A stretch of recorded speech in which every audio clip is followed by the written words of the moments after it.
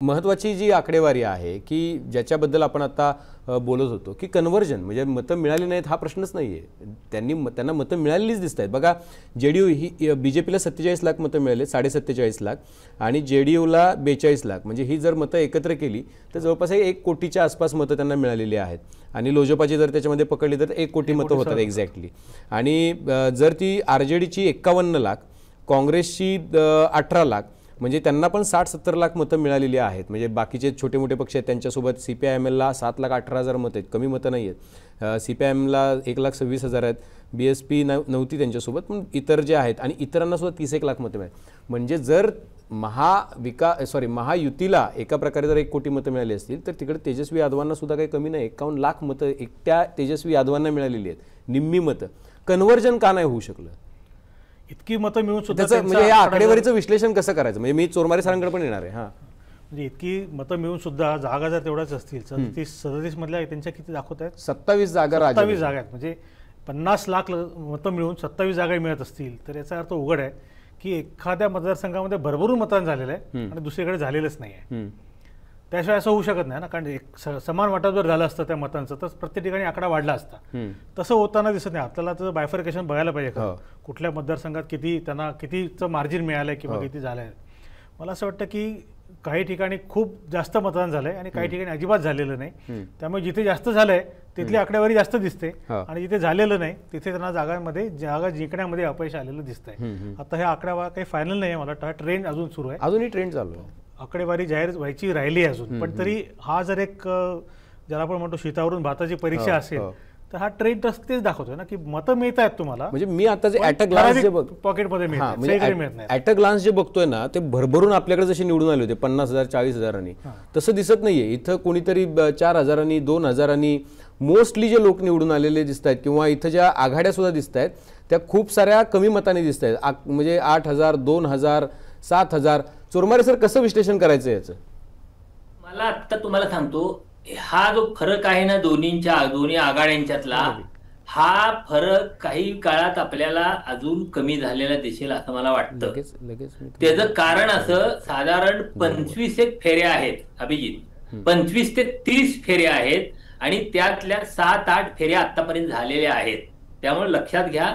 आणि हा जो आता तेजस्वी यादवचा मतदारसंघ बघा ना, तिथं 3ऱ्याच फेरीत ते मागं पडले, परत 7व्या फेरीत पुढे आले, 8व्या फेरीत पुढे आले, परत मागे गेले. तर हे अनेक मतदारसंघांच्या मध्ये या गोष्टी फार कमी फरकानं निवडणुका चाललेल्या आहेत. त्यामुळे हे जे अंतर दोन्ही आघाड्यांच्यातलं दिसतंय ते शेवटी ज्यावेळी पूर्ण मतमोजणी होईल त्यावेळी दोन्ही आघाड्यांच्यातलं अंतर कमी झालेलं आपल्याला दिसेल. आपण 2020च्या निवडणुकीचं बघितलं तर 2020च्या निवडणुकीत सुद्धा NDA पेक्षा म्हणजे NDAला महागठबंधनपेक्षा फक्त 12,500 मतं अधिक होती. एकूण टोटल मतांची बघितलं फक्त 12,500 मतं आणि त्या 12,500 मतांच्यात सगळं सत्तेचं पारडं फिरलेलं होतं. तर आता सुद्धा मगाशी आत्ता जे किरण तारे म्हणले की ही गोष्ट खरी आहे की काही ठिकाणी RJDचे उमेदवार मोठ्या फरकाने निवडून आलेले आहेत आणि इकडे हे भाजप आणि JDUचे हे विजय आहे ते फार निसटत्या मतांनी झाले आहेत. अर्थात इथल्या सामाजिक समीकरणांचा आपल्याला विचार घ्यायला लागतो, कारण तेजस्वी यादव जरा त्या बाबतीत खूपच श्रूड असे आतापर्यंत वागत आलेले आहेत, म्हणजे सामाजिक समीकरणांच्या बाबतीत. पण यावेळी ते थोडे लवचिक झालेले आपल्याला बघायला मिळेल. म्हणजे यापूर्वीच्या पेक्षा ठीक आहे, काँग्रेस संदर्भात किंवा मुख्यमंत्री पदासाठी नाव जाहीर करण्यासंदर्भात त्यांनी थोडा अडेलपणा केला असेल, पण त्यांनी इथं मुकेश सिन्हा जे VIP पक्षाचे आहेत, गेल्या वेळी जे NDA सोबत होते त्यांना सोबत घेतलेलं आहे. इथं त्यांना उपमुख्यमंत्री पदाचा उमेदवार जाहीर केलेला आहे. तिथं इंडियन इन्क्लुझिव्ह पार्टी नावाचा OP गुप्ता नावाचे ग्रस्त आहेत, ज्यांचा पक्षच अगदी काही आठवड्यापूर्वी स्थापन झालाय. त्यांनी तो एक विणकर समाजाचे नेते आहेत आणि त्यांनी पटण्यामध्ये निवडणुकीच्या काही आठवड्यात एक मोठी सभा घेतली. तेजस्वी यादवच्या लक्षात आलं की हा एक घटक आहे, त्यांना सोबत घेतलं. त्यांना 3 जागा त्यांनी त्या IIPला इंडियन इन्क्लुझिव्ह पार्टीला दिल्या आहेत. तर अशा रीतीने त्यांनी तिन्ही कम्युनिस्ट पक्षांना सोबत घेतलेलं आहे. हे करण्याचा आधीच्या तुलनेत अधिक सामाजिक समीकरण जुळवण्याचा प्रयत्न केलाय, पण तरी सुद्धा काही प्रमाणात ते कमी पडले आहेत. आणि जो मूळ फरक राहिलेला आहे तो गेल्या वेळी चिराग पासवान हे स्वतंत्र लढलेले होते, त्यांनी नितीश कुमार यांचा मोठ्या प्रमाणात नुकसान केलं होतं. ते चिराग पासवान ज्यांच्या पाठीमागे जो पासवान समाज आहे त्याचं मोठी ताकद तिथं बिहारमध्ये आहे. त्या पासवान समाज हा प्लस झालेला आहे गेल्या वेळच्या आपल्या एनडीएच्या मतांच्या मध्ये. तो एक मोठा फरक, हा जो फरक वाढलेला दिसतो तो चिराग पासवानच्या म्हणजे जागांच्या पातळीवर आहे. म्हणजे 21 जागा 28 पैकी 21 जागा ते आघाडीवर दिसत आहेत. तर म्हणतो हा जो फरक आहे तो फरक तिथं दिसून येतोय. ठीक आहे, हा फरक दिसून येतो. पण दुसऱ्या बाजूला महाराष्ट्रात पण आपण बघित होतो तारेसर की इथं पण एक म्हणजे तिथं महाराष्ट्रातलं राजकारण तेवढं जातीय राजकारण नाही असं म्हणता येणार नाही. ही इलेक्शन बघितली तर 2024ची ते सुद्धा तितकंच मला असं वाटतं कॉन्सन्ट्रेटेड काय जातीय राजकारण झालं महाराष्ट्रामध्ये सुद्धा. ज्या पद्धतीनं ओबीसीने एका पद्धतीनं मतदान केलं, मराठा समुदायानं मराठवाड्यामध्ये एका पद्धतीनं मतदान केलं. पण तिथं जर आपण बघितलं तर सेक्युलर वोटर्सचा जो केटर करणारा वर्ग आहे तो राजद आहे, काँग्रेस आहे, सगळे डावे पक्ष आहेत, त्याशिवाय लोजपा आणि जदयू आहे. म्हणजे जवळपास 10 पक्ष आपण जर पकडले किंवा 6-7 प्रमुख पक्ष पकडले तर त्यातले 60-70% पक्ष हे केवळ सेक्युलर वोट्स केटर करणारे लोक आहेत. पण राजदच्या बद्दलचा जो मेजर प्रॉब्लेम आहे म्हणजे सेक्युलरायझेशन, म्हणजे ज्यावेळेला लालूंनी पूर्ण सत्ता काबीज केली होती त्यावेळेला लालूंची इमेज ही सेक्युलर नेते अशी होती. नंतर ती यादवायझेशन झालं, म्हणजे ते यादवांची कशी त्या सरकारमध्ये, प्रशासनामध्ये, पोलिसांमध्ये त्यांचं कसा वर्चस्मायती झाली आणि नंतर ते MY म्हणजे मुस्लिमायझेशन आणि यादवायझेशन अशी झाली. तर त्याच्या पलीकडे जाऊन जे पिछडा त्यांच्याकडे येऊ शकलेले नाही. त्यांनी लगेच लोजपाला आपल्या जवळ केलेलं आहे किंवा त्यांनी भाजपला जवळ केलेलं आहे. भाजपला सुद्धा मोठ्या प्रमाणावरती पिछडा मतं मिळालेली आपल्याला बघायला मिळत आहेत. तर हे किंवा JDUला त्यांनी पसंती दिली. हे का होतं आहे? आणि ही जी सिच्युएशन आहे महागठबंधनची तर ही त्या जातीय समीकरणं त्यांना नीट जुळवता आली नाहीत. दुसरी गोष्ट की त्यांना त्यांच्या वर्गांच्या पलीकडे जाता येत नाही. त्यांचं अपील, नेत्यांचं अपील जे आहे, मग ते राजदचे नेते तेजस्वी यादव असतील, आता ओबीसींची गोष्ट करतायत. राहुल गांधी एका तालकटोरा स्टेडियममध्ये म्हणाले की आम्ही चुकलो, आम्ही जरा मागे राहिलो होतो ओबीसींचं राजकारण करण्यामध्ये. तर ते असेल आणि मग डावे पक्ष पण असतील. नाही कसं नाही, याच्यामध्ये बिहारचं जर आपण उदाहरण घेतलंच तर त्याच्यामध्ये जातीय अस्मिता ही जास्त टोकदार आहे. म्हणजे महाराष्ट्रामध्ये नाही असं मला अजिबात म्हणायचं नाही. आपण म्हणतो महाराष्ट्र फार पुरोगामी आणि महाराष्ट्र फार प्रोग्रेसिव्ह आहे, पण महाराष्ट्रामधलं जातीचं राजकारण सुद्धा तेवढंच वाईट आहे, हे आपल्याला मान्य करायला पाहिजे. पण आपण आता बिहारची चर्चा करतो तर बिहारमध्ये हा जो अतिपिछडा जो वर्ग आहे त्याच्यामध्ये कुर्मी आणि कोर्मी जाती ज्या येतात प्रामुख्याने, त्या जातींचा नेता हा नितीश कुमार आहे. आणि नितीश कुमार हे वर्षानुवर्षे त्यांचे नेते आहेत, ते आज आलेले नाहीत. आणि त्या जातीच्या समुदायांमध्ये नितीश कुमारांची लोकप्रियता अजूनही कायम आहे, त्यामुळे ते त्यांच्याकडे राहिलेतच. यादवांचं फक्त झालं की यादवांना एकच पक्ष राजद, आणि RJD सोडून आणि लालू प्रसाद यादव सोडून त्यांच्याकडे काही दुसरा उरलाच नाही.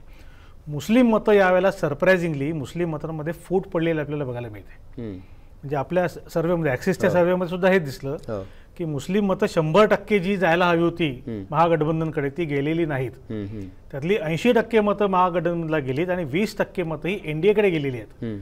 प्रामुख्याने मला असं वाटतं की त्याच्यामध्ये मुस्लिम महिलांचा सहभाग जो आहे, मुस्लिम महिलांनी NDAला मतदान केलं असावं, त्यामुळे हा परिणाम झालेला दिसतोय. मग त्यात जीविका दीदी असेल किंवा अन्य काही गोष्टी असतील, हे सगळं झालेलं दिसतंय.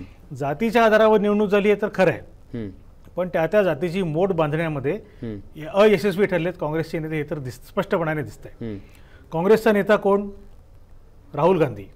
राहुल गांधी ना पिछडा आहेत, ना अतिपिछडा आहेत, ना ओबीसी आहेत, ना काय, ते कुठल्याच कॅटेगरीमध्ये बसत नाहीत. भाजपचा नेता कोण? नरेंद्र मोदी, जे ओबीसी चेहरा म्हणून त्यांना प्रोजेक्ट केलं जातं. भाजपच्या मित्रपक्षाचा नेता कोण? नितीश कुमार, जे त्या अतिमागास वर्गातनं येतात. हे सगळं सम्राट चौधरी, एक वेगळ्या प्रकारचं त्यांना अट्रॅक्शन तिकडे दिलेलं होतं. हे सगळं त्यांना दिसत असल्यामुळे आणि यादवांचा एक वोट बँक फक्त मर्यादित झाली एका पक्षापुरता, ते त्याच्या पलीकडे बघायला तयार नाही. आणि आधी जसा अभिजितने उल्लेख केला याच्यापूर्वी की यादवांची सत्ता जेव्हा होती, लालू प्रसाद यादव जेव्हा मुख्यमंत्री होते, तेव्हा ज्या पद्धतीने यादवांनी दादागिरी केलेली आहे बिहारमध्ये, ते बिहार अजूनही विसरलेला नाही.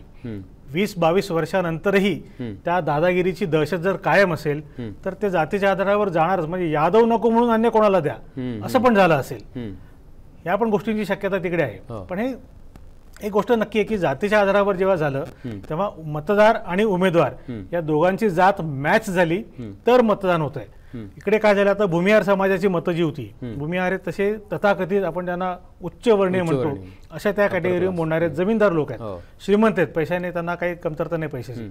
पण भूमिहारांना त्यांच्या समुदायातला उमेदवार मिळाला नाही म्हणून त्यांनी ना एनडीएला मत दिलं, ना त्यांनी महागठबंधनला मत दिलं, त्यांनी जनसुराजला मत दिलं. जनसुराजने सगळ्यांची मतं कापलीत. जनसुराजने महागठबंधनचं नुकसान जास्त केलंय. जनसुराज नसतं कदाचित या रिंगणामध्ये तर ही मतं कुठे गेली असती? ती कुठेतरी गेली असते ना. म्हणजे आता जी 50 लाख मतं दिसत आहेत ती कदाचित वाढली असती. जागा वाढली असते की नाही आपल्याला आता सांगता येणं अवघड आहे. पण जनसुराजमुळे काही प्रमाणामध्ये तिकडे डायव्हर्जन झालं, त्याचा देखील इकडे आपल्याला फटका बसलेला दिसतोय. निश्चितपणे जनसुराजमध्ये मुळे डायव्हर्जन झालं. हा जातीय समीकरणांचा सगळा भाग जर बघितला तर दुसरा एक प्रचार झाला होता चोरमारे सर, आणि तो होता जंगलराजचा, आणि तो काही पाठ सोडत नाहीये. 90 मधलं जंगलराज 2025 मध्ये सुद्धा का पाठ सोडत नाहीये? आणि मग नितीश कुमार यांच्यावरती तिथल्या जनतेचा विश्वास किंवा ते जंगलराज होता आणि हे मंगलराज आहे असं ते का म्हणतात? इतकी 25 वर्षानंतर, 35 वर्ष झाली, 1990 नंतर जर बघितलं तर आपण जो 25-30 वर्षानंतर हा प्रचार का पाठ सोडत नाहीये? आणि इतकी दहशत काय की यादवांची सत्ता आली किंवा लालू प्रसाद यादव या कुटुंबातल्या कोणाचीही सत्ता आली तर इथं काय सुशासन राहणार नाही? अभिजित, हे खरं तर सापेक्ष आहे. जंगलराजची संकल्पना बिहारमध्ये सापेक्ष आहे हे आपल्याला तिथं वेगवेगळ्या समूहातल्या लोकांशी बोलल्यानंतर कळतं. पण भारतीय जनता पक्षानं सुरुवातीपासून हा मुद्दा जंगलराज हाच प्रचाराचा मुद्दा ठेवलेला होता. म्हणजे का तर विरोधकांना, का तर सत्तेत 20 वर्षे नितीश कुमार आणि बराच काळ भारतीय जनता पक्ष आहे, तर बोलणार काय? तर त्यांच्याकडे तेवढाच मुद्दा होता. म्हणजे या बिहारच्या निवडणुकीच्या काही महिन्याआधी बिहारचं राजकारण आणि सगळं माहिती असल्या दिल्लीतल्या एका ज्येष्ठ पत्रकाराशी बोलत असताना तो असं म्हटला होता, खरं तर तेजस्वी एकटा सगळ्यांना, नितीश कुमार किंवा भाजप सगळ्यांना तिथं भारी आहे, पण त्याच्या डोक्यावर लालूचं जंगलराजचं ओझं आहे, त्यामुळं आता त्याला त्याच्या स्पीडनं जाता येत नाही. खरं तर तेच नेमकं भारतीय जनता पक्षानं ओळखलं आणि त्यानुसार त्यांनी सुरुवातीपासून जंगलराज हा प्रचार सुरू केला. खरं तर जंगलराजचा प्रचार भारतीय जनता पक्ष करत असताना त्यातले दोन विरोधाभास किती टोकाचा असू शकतो. सम्राट चौधरी जे त्यांचे उपमुख्यमंत्रीपदाचे उपमुख्यमंत्री होते आणि त्यांना फार मोठी जबाबदारी वगैरे भविष्यात मिळणार आहे असं अमित शहा सांगत होते. ते सम्राट चौधरींचा जरा इतिहास काढून बघावा, सम्राट चौधरी किती चारित्र्याने, त्यांचं काय राजकीय चारित्र्य आहे ते. दुसरी गोष्ट, ही निवडणूक सुरू असताना एक मोकामा मतदारसंघात एक खुनाची घटना घडली. दुलारचंद यादव नावाचा एका म्हणजे जो जनसुराज पक्षाचा उमेदवार, त्याचा समर्थक असलेला, त्याचा खून झाला. आणि तो खून कुणी केला तर खुनाचा आरोप आहे तिथं नितीश कुमार यांच्या पक्षाचे अनंत सिंग. आणि खून झाल्यानंतर त्या अनंत सिंगना अटक झाली आणि त्यानंतर केंद्रीय मंत्री असलेले लल्लन सिंग तिथं प्रचाराला गेले आणि लल्लन सिंग यांनी तिथं ठाण मांडलं. त्यांनी जाहीर सांगितलं की तुम्ही तळातल्या खालच्या थरातल्या लोकांना मतदानाला बाहेर पडून देऊ नका. निवडणूक आयोगाने त्या केंद्रीय मंत्री असलेले राजीव रंजन उर्फ ललन सिंग त्यांनी सांगितलं आणि लोकांना बाहेर पडू देऊ नका मतदानाला. केंद्रीय निवडणूक आयोगाने त्या नोटीस काढल्या. आता त्याचं काय होणार आहे हे आपल्याला माहिती आहे, निवडणूक आयोग काय पद्धतीने कारवाई करेल. तर जंगलराज हे बरोबर भारतीय जनता पक्षानं त्याचं एक असं, ते फक्त माध्यमात आहे. प्रत्यक्ष बिहारमध्ये ह्या जंगलराजचा प्रचार झालाय किंवा जंगलराजच्या भीतीमुळे हे मतदान केले असं अजिबात ही परिस्थिती नाही. उलट जंगलराज संदर्भातल्या तिथं वेगवेगळ्या तिथं आपल्याला भूमिका ऐकायला मिळतात. म्हणजे जे तळागाळातले घटक होते आणि वरिष्ठ वर्गाकडून जे दाबले जात होते त्या दाबलेल्या घटकांना लालू प्रसाद यादव यांच्या काळात त्यांना काही एक वर हे करण्यासाठी स्वातंत्र्य देण्यात आलं आणि ती एक मुद्दाम एक निर्माण केलेली परिस्थिती होती. त्यामुळं तिथला जो बिहार मधला पूर्वी दबून राहणारा असा जो वर्ग होता तो वर्ग आता तिथं सन्मानानं ताटमानेनं जगतोय.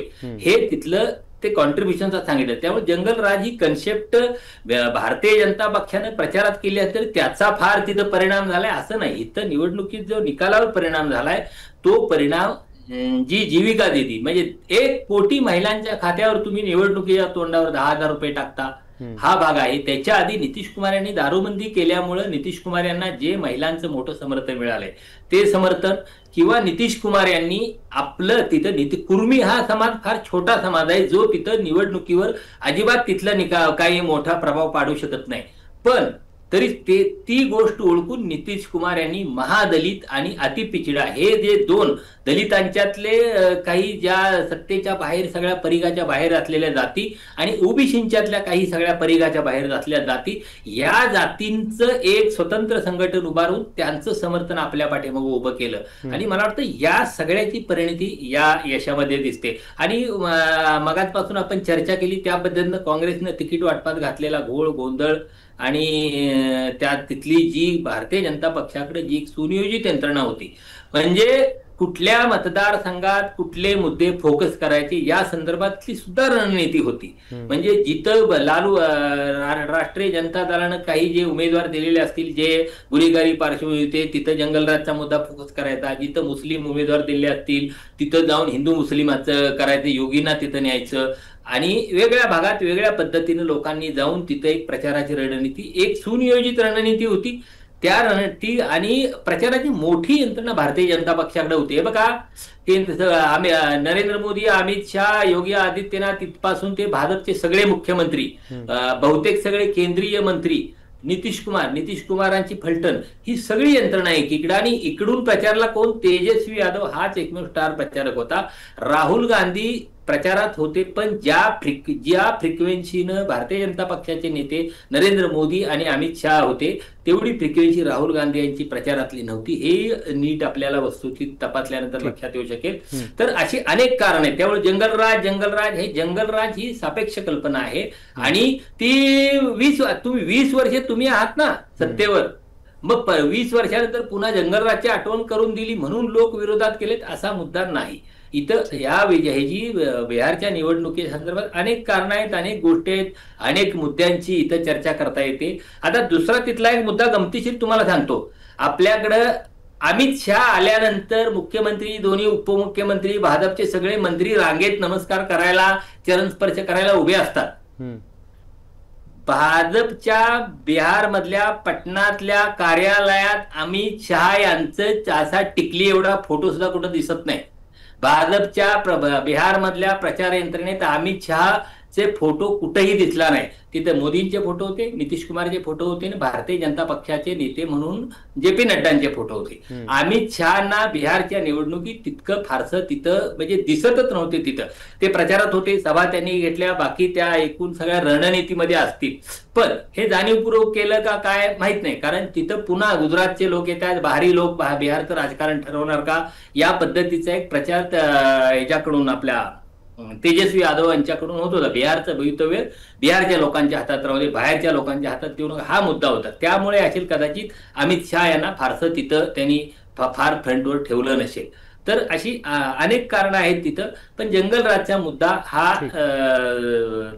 सापेक्ष मुद्दा आहे आणि नितीश कुमार यांच्या काळात सुद्धा जर आपण क्राईम रेटचा आकडा बघितला तर फारशी परिस्थिती चांगली आहे असं नाही.